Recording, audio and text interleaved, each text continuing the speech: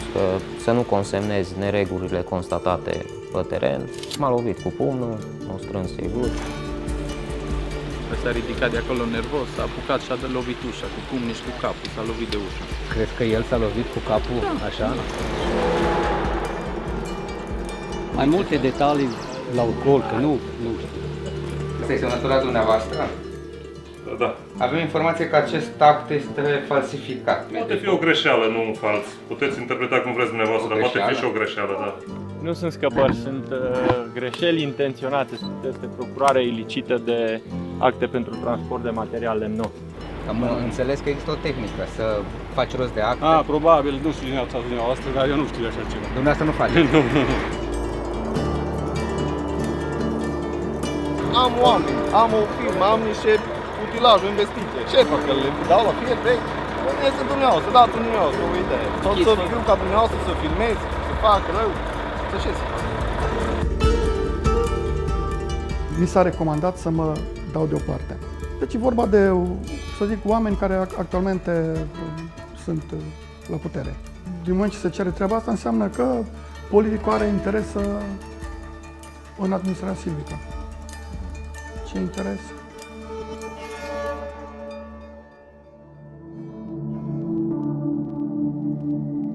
Munții Gurghiului, județul Mureș. Ne aflăm într-o arie protejată în care orice arbore doborât poate pune în pericol ecosisteme formate în mii de ani și ocrotite de legile europene. În ultimele 6 luni am primit informații că aici au loc tăieri ilegale. Am mers de mai multe ori în această zonă să verificăm ce fel de lemn iese din pădure. La începutul documentării, timp de mai multe zile, am monitorizat dintr-o mașină toate transporturile de lemn care ieșeau din pădurile administrate de ocolul silvic Gurghiu. Încă din prima noapte am surprins câteva camionete care, conform aplicației de monitorizare a transporturilor de lemn, nu aveau acte. Echipajele de poliție care patrulau pe același drum au observat în acele zile o singură mașină suspectă, a noastră. Bună seara! Poftim? Ce ocază? Ce ocază? Sunt turism. Unde lucrezi? Sunt jurnalist. De ce? Jurnalist unde? Și Corda. Așa, de care tu știi? Și el are curs. E un site. Ce fac aia? Nu, trebuie să... Voluntară, nu? Prezența noastră a început să atragă tot mai mult atenția, așa că la următoarea deplasare în zonă am jucat rolul turiștilor aflați în campingul de la marginea pădurii. Și aici este cortul unde vom sta la pândă. Timp de 3 zile am monitorizat toate transporturile de lemn.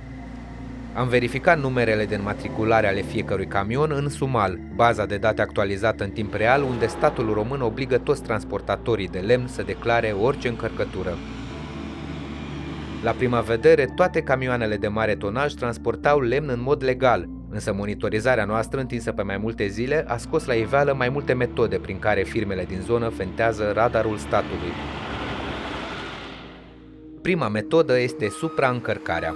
Potrivit legii, fiecare firmă care transportă o cantitate de lemn este obligată înainte de plecare să înregistreze încărcătura în sistemul electronic al statului. În mod automat, sistemul eliberează un aviz cu cantitatea și tipul de lemn. Acest aviz îi permite camionului să circule în mod legal. Metoda supraîncărcării înseamnă că pe lângă lemnul legal pe care are dreptul să-l ia din pădure, camionul este încărcat cu o cantitate mai mare decât cea trecută în aviz. Acesta este lemn ilegal. La ora la care a fost surprins de camerele noastre, acest camion încărcat până la refuz a înregistrat în sistemul electronic un transport de numai 9 metri cub de lemn pe remorca din față și 6 metri cubi pe cea din spate. Am consultat mai mulți silvicultori cu experiență și toți au estimat o cantitate reală totală de 3 ori mai mare. De altfel, avizele aceluiași camion figurează în alte zile cu încărcături de 18 și 24 de metri cubi. A doua metodă descoperită de monitorizarea noastră este cea a transportului multiplu. Un camion care transportă lemn în mod legal obține un aviz și pentru distanțe de până la 50 de kilometri are la dispoziție 6 ore pentru a duce încărcătura la destinație. De cele mai multe ori, acest drum durează mai puțin de o oră, așa că o firmă care vrea să scoată din pădure lemn ilegal are la dispoziție timp suficient pentru a mai face încă un transport în baza avizului deja obținut. Același camion verde pe care l-am filmat supraîncărcat a obținut un aviz la ora 13 și 39 de minute. În aceea zi, la ora 19 și 12 minute, l-am mai filmat încă o dată, făcând un alt transport pentru care nu avea aviz. 94 DAP și 19 DAP au trecut la ora 19 și 12 minute. E o practică folosită intens de firmele din zonă. Am mai surprins și alte camioane care făceau transporturi multiple folosind un singur aviz. Există vreo șansă ca acest camion să fi circulat pe drum public vreodată fără aviz? Încărcat? Nu? Cumva în martie, ați transportat vreodată în martie lemn cu acest camion fără aviz? Nu. Sigur? 100%. Deci fără aviz, dar cum să merg fără aviz? Că te oprește poliția. Au făcut poze cu telefonul în momentul în care circulați pe drum fără aviz. Așa șmecherii la voi. Cum? Deci șmecherii la voi nu cred așa ceva. Nu? Dați-mă dovadă că... Mă așteptați? Haideți, stați așa să vă arăt. Acesta e camionul dumneavoastră, da? Da, cred că. Și nu a fost aviz pe el.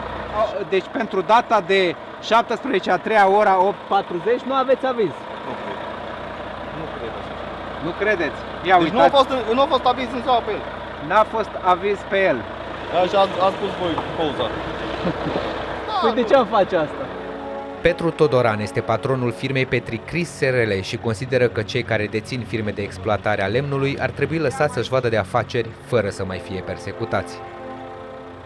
Văd că ăsta e scopul până la urmă, ca pădurile României să nu se mai exploateze, ca să ne ducem în Germania. Am oameni, nu? Am o firmă, am niște utilaje investite. Ce fac? Le dau la fier vechi? Să mă duc în Germania? De ce să fac? Puneți în dumneavoastră, dați în dumneavoastră o idee. Păi nu e o idee să Sau închizi firma. eu să viu ca dumneavoastră să filmez, să fac rău, să ce să fac? Păi de ce noi facem rău? Păi nu, mă gândesc așa, să ce să fac? Interesul nostru e ca lucrurile să meargă legal în țara asta. Greșim? Greșim? Și noi suntem de vină că merg lucrurile așa. Am continuat documentarea în Codrii din Mureș pentru a înțelege de unde provine lemnul scos din pădure fără aviz. Aveam să aflăm că firmele de exploatare a lemnului găsesc metode de fentare a legii nu doar pentru transport, ci și pentru tăiere. Am intrat într-o parcelă în care o firmă din zonă a cumpărat dreptul de a exploata în mod legal arbori de dimensiuni mici. Sunt tăieri pe care normele silvice le consideră obligatorii pentru ca arborii de valoare din prejur să capete rezistență. În parcela pentru care termenul de exploatare era deja încheiat, am găsit cu totul altceva. Arborii din documente, despre care se spune că au fost transportați, sunt la fața locului și netăiați. După cum se vede, sunt arbori subțiri, de calitate foarte slabă. Și acum n-ai cum să nu te întrebi ce fel de arbori au fost transportați în locul lor. Sursele noastre ne-au dezvăluit că misterul arborilor netăiați ascunde o metodă de furt pe care cei implicați au botezat-o metoda răditurii. Pădurea are reguli clare după care trebuie îngrijită, iar cea mai importantă lucrare silvică este curățarea codrului de arborii slab dezvoltați pentru a le face loc să se dezvolte celor viguroși. Ocoalele silvice scot la licitație aceste lucrări de curățare, iar firmele câștigătoare au dreptul să taie arborii subțiri și să-i valorifice. În realitate, firmele nu se mulțumesc cu lemn subțire și de slabă calitate, așa că de multe ori lasă acești arbori neatinși, iar în contul lor scot ilegal din păduri arbori groși de cea mai bună calitate. O asemenea pădure exploatată abuziv și văduvită de arborii viguroși își pierde rezistența în fața vântului. De altfel, în pădurile ocolului Silviu Gurghiu anul acesta, într-o singură zi, vântul a culcat la pământ în jur de 150.000 de arbori. Am luat la pas mai multe parcele alături de Horea Petrehuș, un cercetător bun cunoscător al pădurilor din zonă. O să vă arăt aici câțiva arbori care trebuiau scoși și nu sunt scoși, cu toate că în documentele aferente ei apar transportați. 1, 2, 3, 4, 5, 6, 7, 8, 9, 10, 11, doar în perimetrul ăsta. Lemnul apare transportat de către firma care a licitat aici, în timp ce el este pe picior. Vrem să știm de unde este lemnul care a fost transportat de către firme. Care ar putea fi miza? Genul ăsta de practici mie îmi arată că firmele care au exploatat aici au făcut rost de acte pentru a transporta material lemnos din alte parte de unde nu au voie. Cu alte cuvinte, este procurare ilicită de acte pentru transport de material lemnos. O astfel de metodă ar fi imposibil de pus în practică fără complicitatea silvicultorilor care administrează aceste parcele. În urmă cu câteva luni, ei au trecut în documente faptul că în parcelele vizitate de noi, arborii marcați au fost extrași din pădure conform planului de rărituri. Asta deși în teren lucrurile arată cu totul altfel. Pădurarul a trebuit să vină aici și să constate lucrările făcute de firmă. Acum eu observ că foarte mulți arbori care trebuia scoși de aici nu sunt scoși. Întrebarea este aceeași. De unde provine materialul lemnos transportat în acte, când materialul lemnos corespunzător acestei zone, foarte mult din el este pe picior? Putea să fie această operațiune făcută fără știrea celor de la ocolul silvic? Nu. De ce? Pentru că asta este treaba pădurarului. El vine în teren, are caiet de inventariere, verifică stadiul lucrărilor pe care le face firma, la reprimirea parchetului trebuie să vină să vadă că totul este conform cu legea. Ori aici avem ilegalități grave. L-am confruntat pe unul dintre pădurarii responsabili. N-ați văzut că sunt arbori netăiați? Am crăpatele Puțin ați văzut? Că nu era stratul de zăpadă și N-ați văzut că sunt atâtea lăsate? mai multe detalii nu vă pot da acum. Am înțeles. Mai multe detalii la ocol, că nu știu.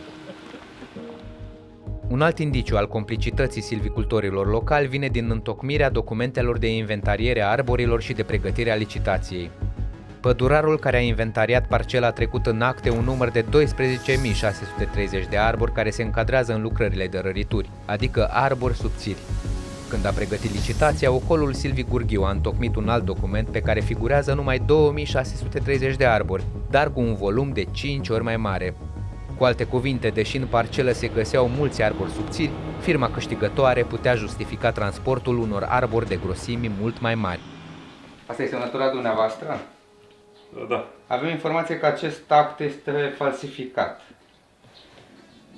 Cum de a ajuns semnătura dumneavoastră aici? Știți de acest APV? Prima dată pentru un interviu, vă rog frumos să spuneți întrebările și... Păi am pus întrebarea. E semnătura dumneavoastră aici? Da, e semnătura mea. Dumneavoastră ați semnat acest APV, l-ați aprobat? Aveți o copie după un APV, discutăm imediat. Vă rog, așteptați 2 minute. Poate un arbore cu aceste dimensiuni să aibă volumul de 0,5 m? Poate fi o greșeală, nu un fals. Puteți interpreta cum vreți dumneavoastră, dar poate fi și o greșeală, da. Deci nu faceți... O greșeală? Unde e greșeala? Unde ați spus greșeala? Greșeala este la numărul de fire, la numărul de arbori. Adică? La rășinoase trebuie să fie 12.630 de arbori. La preluarea APV calculat persoana care a introdus datele a omis un 1. A omis. Deci, nu... Și dumneavoastră ați aprobat această omisiune? Da. De ce? Din eroare. Nu este doar o singură eroare. Toți acești indicatori de grosime au fost modificați față de documentul inițial care reflectă ce se găsește cu adevărat la fața locului. Firma care a beneficiat de eroarea silvicultorilor este Darion SRL. Amintiți-vă de camioanele verzi pe care le-am surprins la începutul materialului cu transporturi multiple și cu încărcături mai mari decât cele trecute în aviz. Sunt ale aceleiași firme. Anul trecut, la un singur control, garda forestieră a descoperit în depozitele Darion SRL aproape 500 de metri cub de lemn fără proveniență, echivalentul la 20 de camioane. Am mers la sediul firmei din dorința de a afla și punctul lor de vedere, dar porțile erau ferecate în mijlocul zilei. Bună ziua! E cineva aici? Bună ziua! Am văzut o doamnă acolo s-a ascuns de noi. Angajații se ascund după garduri. Toată curtea e obturată să nu se vadă ce-i înăuntru. Dar, mă rog, poți să deduci că e un gater și se văd și niște piese groase de arbore aici. Neregulile din ocolul Silvic Gurghiu au fost descoperite anul trecut și de direcția Silvică Mureș. Inginerul Ervin Kremer a fost cel care a făcut controlul. Arborii care erau marcați, fiind de răritură de dimensiuni mici, să zic de diametru de 12-14, erau lăsați în parchet și lemnul valoros era tăiat ilegal. Deci ce nu era bun și uscat o lăsat în pădure, ce era valoros o tăiat. Aici se pot observa arborii subțiri lăsați în parchet. Uitați exact aceeași exemplu, unde e marca și e lângă tăiat fără marcă ilegal. Chiar în ziua în care a efectuat controlul și a fotografiat neregulile, Ervin Kremer a fost bătut și băgat în spital. Susține că cel care l-a agresat este chiar pădurarul care răspunde de pădurea verificată. M-a lovit cu pumnul, m-a strâns de gât, atâta te bat până mori. Cum m-a lovit și așa eu am picat, pe când m-am ridicat să fug în casă, el a dispărut. Și am rugat-o pe soție să mergem la spital, că eram plin de sânge și ea speriată. Inginerul silvic susține că a fost bătut pentru că a refuzat șpaga propusă de silvicultorii de la Gurghiu. La prima fază au spus că să nu consemnezi neregulile constatate pe teren, să accept suma de 3.000 de lei sau cât consider eu. Acolo sunt oamenii care cred că să cumpără și să vinde orice. Asta e mentalitatea lor, să zic așa.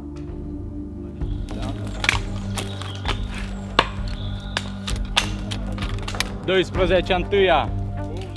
Raul Moldovan este pădurarul la care Ervin Kremer a mers în control. A fost un control la tine? Da. Și a găsit probleme? Am fost împreună cu dânsul, am găsit undeva la cât am parcurs noi din suprafața parchetului, vreo 6-7 fire. Așa. De ceate tăiate, nemarcate.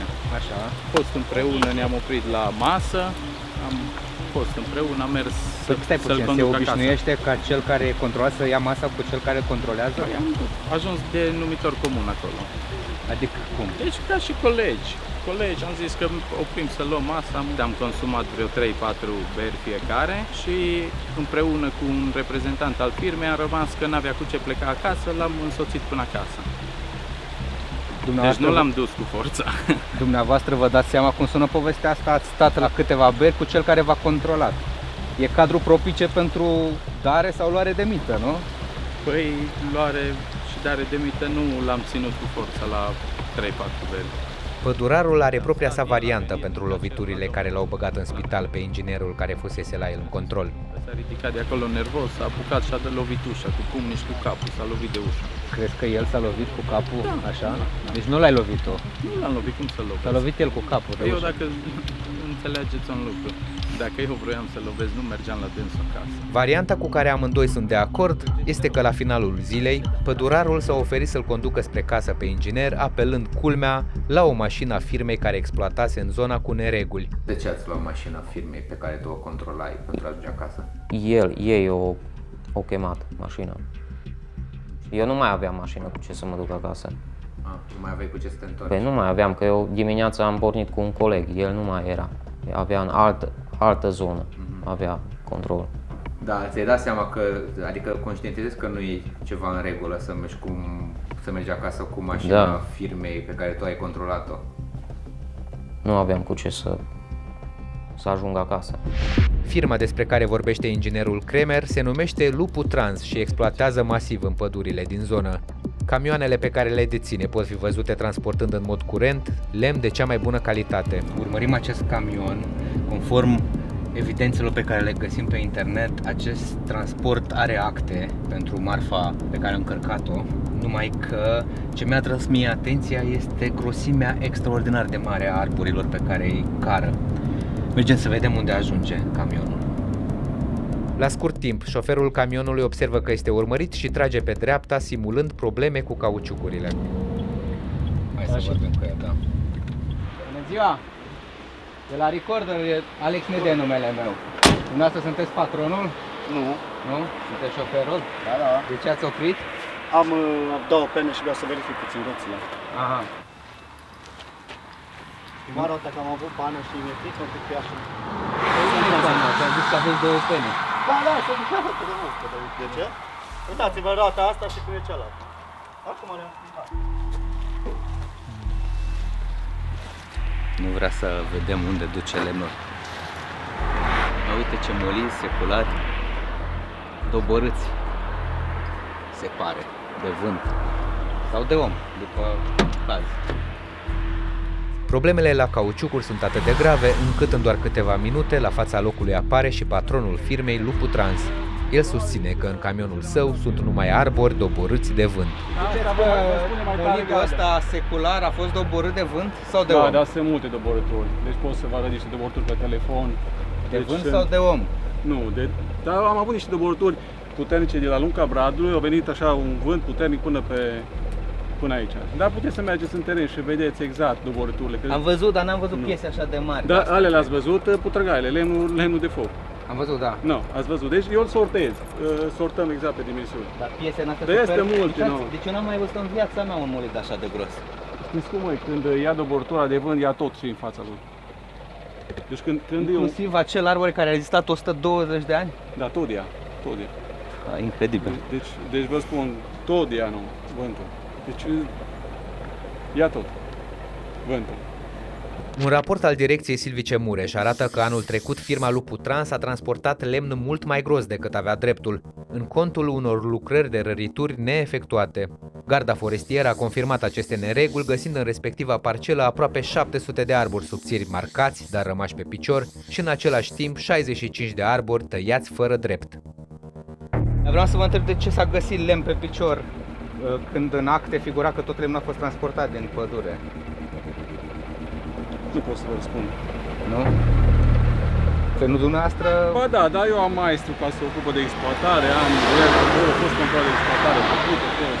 E o tehnică asta să lași lemnul pe picior ca să transporti din altă parte? Nu știu niciodată. Nu există. Am înțeles că există o tehnică, să faci rost de acte. Probabil, nu știu dumneavoastră, dar eu nu știu de așa ceva. Dumneavoastră nu faceți? Nu. De ce s-au găsit cioate nemarcate în partida pe care dumneavoastră o exploatați? Deci, cioatele nemarcate erau niște lemne putrede, doborâte, care băieții, când o coborâ cu taful, le-au tăiat și le-au împins mai încolo să poată scoate răritura. Sau cu cai, cu ce lucrat acolo. Era ciota, lângă el era lemnul, doar că era... Noi am văzut niște imagini cu un arbore marcat subțire. Care era acolo. Și lângă era o cioată de arbore sănătos tăiat. Deci nu știu ce informații am văzut fotografie din teren, de asta văd. Deci nu știu ce informații aveți dumneavoastră, dar credeți-vă că nu e adevărat ce e. Nu e? Nu. Am văzut fotografia, că... Nu știu cine a văzut fotografia, sincer. În ultima lună, direcția Silvică Mureș a descoperit în pădurile ocolului Silvic Gurghiu noi nereguli comise prin metoda răriturii, așa că a fost sesizată garda forestieră. Controlul s-a desfășurat chiar în perioada în care ne aflam în zonă. 10-4. Cei de la garda forestieră au început să numere arborii care sunt marcați și netăiați.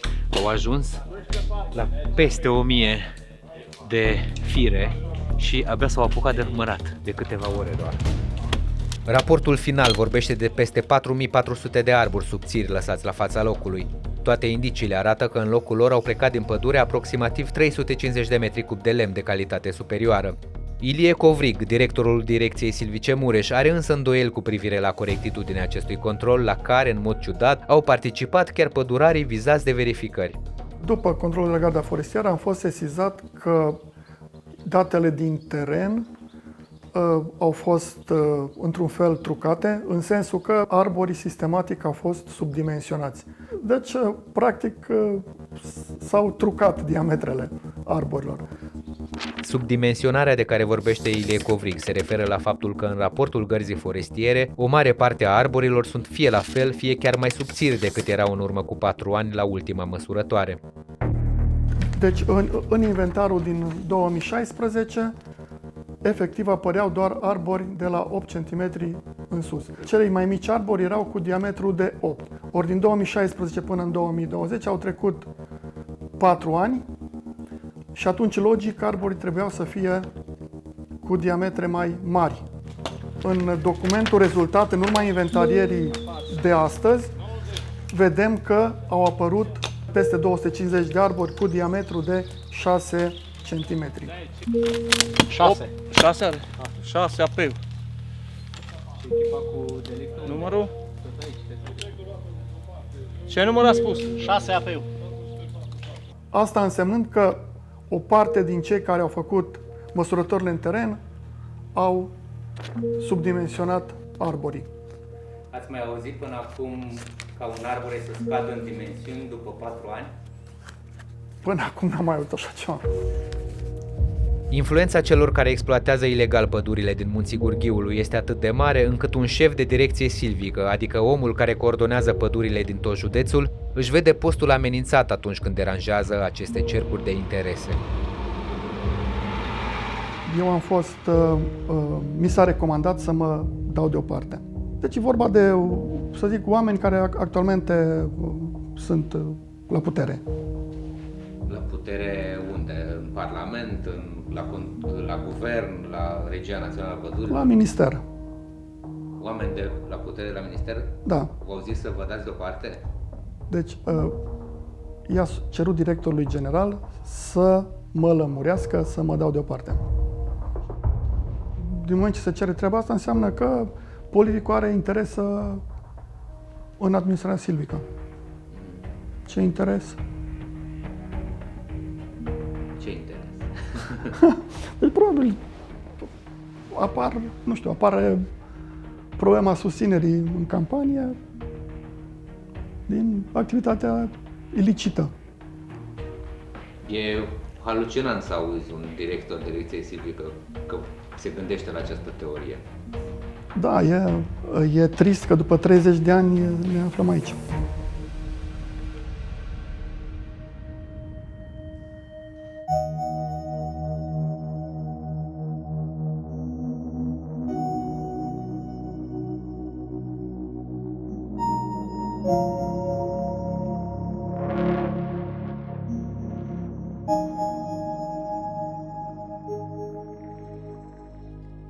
Thank you.